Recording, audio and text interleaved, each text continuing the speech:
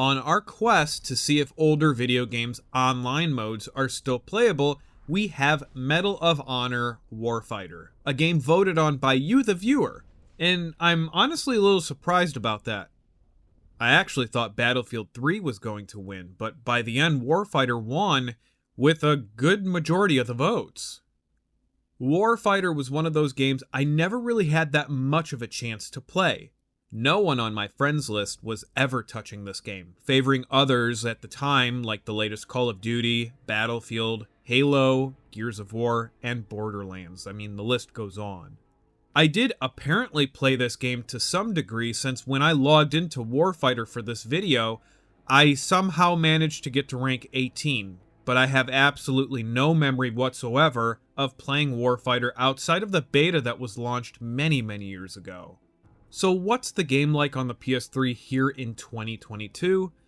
Well, interesting. Let me just say that straight away. The player base isn't that great. Now, I cannot obviously say what it's like on other platforms like the Xbox or PC, but here on the PlayStation, the total player count seems consistently lower than that of its previous game, the Medal of Honor 2010 reboot. I've seen it go from 0 players online to as many as 18, spanning across 1 or 2 servers. From what I understand, the best time to jump on Warfighter to find an online game is during the evening. At least that is what I've been told by another player who just so happened to recognize me from YouTube when we were in the middle of playing a match. That was pretty cool, by the way. It was the first time that it's ever happened so far. But anyway, from what he told me, he still plays this game daily, and Warfighter has a very specific time frame when the servers start to fill up, which seems to be more around 6 to 8 p.m. And that would make perfect sense, because every single time I tried to play this game in the morning or even midday, I had very little luck, if any at all. Evenings were the only times I was able to find anywhere close to a halfway decent to full lobby.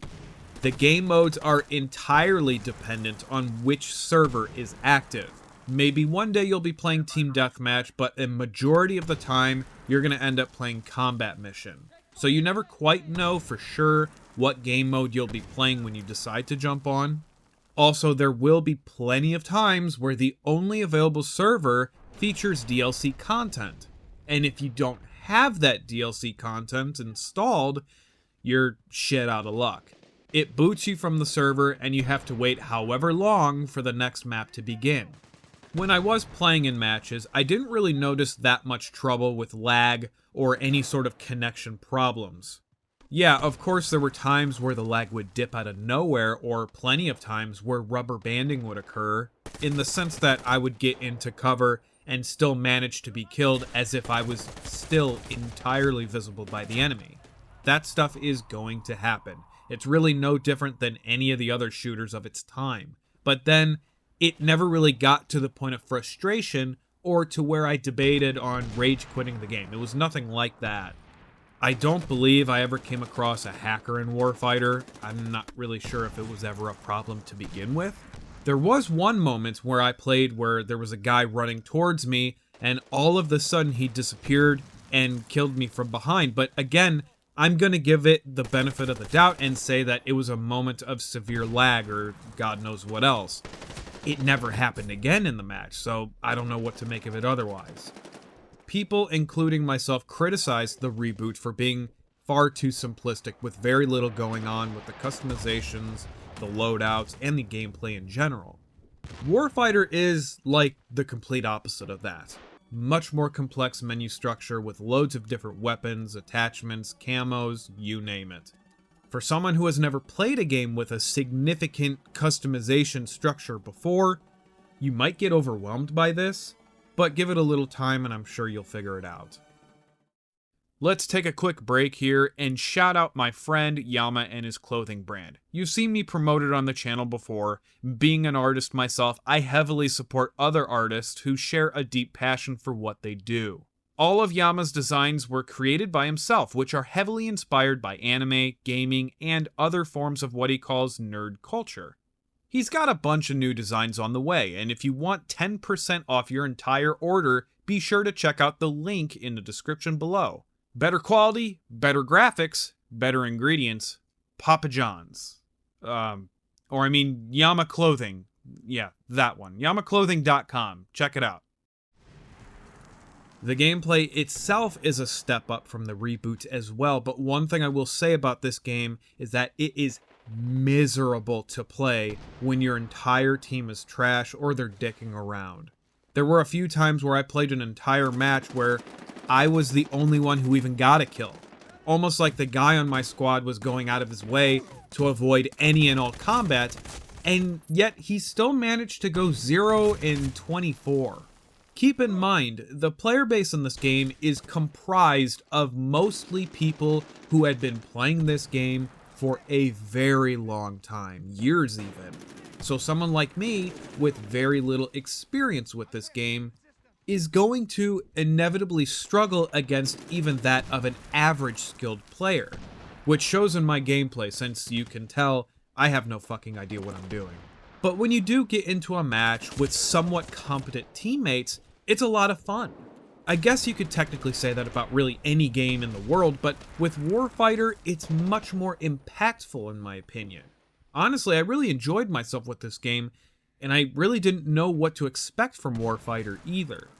I was surprised though that Warfighter has a lot of bugs here on the PS3. Nothing crazy, nothing super game breaking or anything, but a good portion of the times I reload, it doesn't show the animation of my character reloading, which is always incredibly jarring when it happens. That, and I saw a handful of weird audio glitches, or even times where the audio just drops completely for no apparent reason.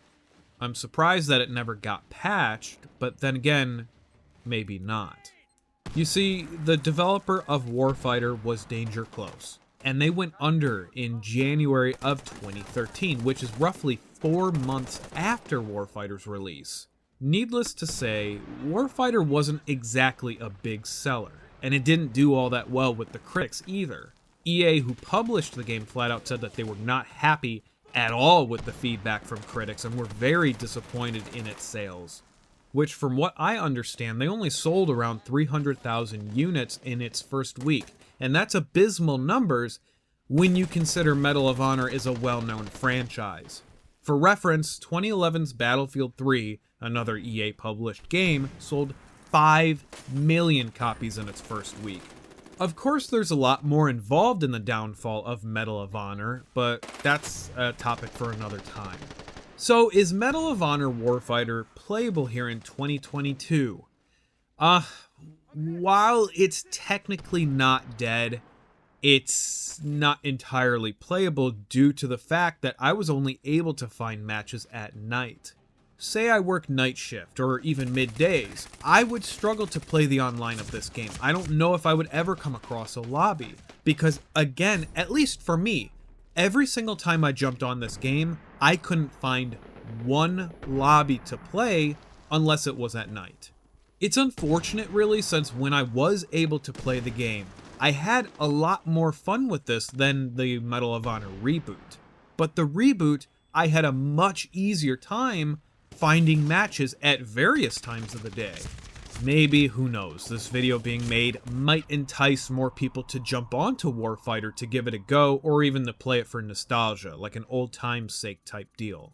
It's not like the game's hard to find, it's actually incredibly cheap these days. So yeah, I can't call the online totally playable simply due to its limited number of players online. But I will say that when you can get yourself into a good lobby, it's definitely a good time. Now, I've been told on many occasions that the single player of Warfighter is barely playable due to the amount of bugs and glitches, but because I have no first-hand experience with the campaign, I can't really give my honest thoughts about it. Again, maybe this is a topic for another video, but don't quote me on that. And that's Warfighter, everyone. If you have a suggestion for a game you would like me to cover in the series, leave a comment below. Remember to like and subscribe if you enjoyed the content. And remember, this series is entirely voted on by the fans, and it will continue to be that way. But anyway, thank you all so much for watching, and as always, take care, and I'll see you next time.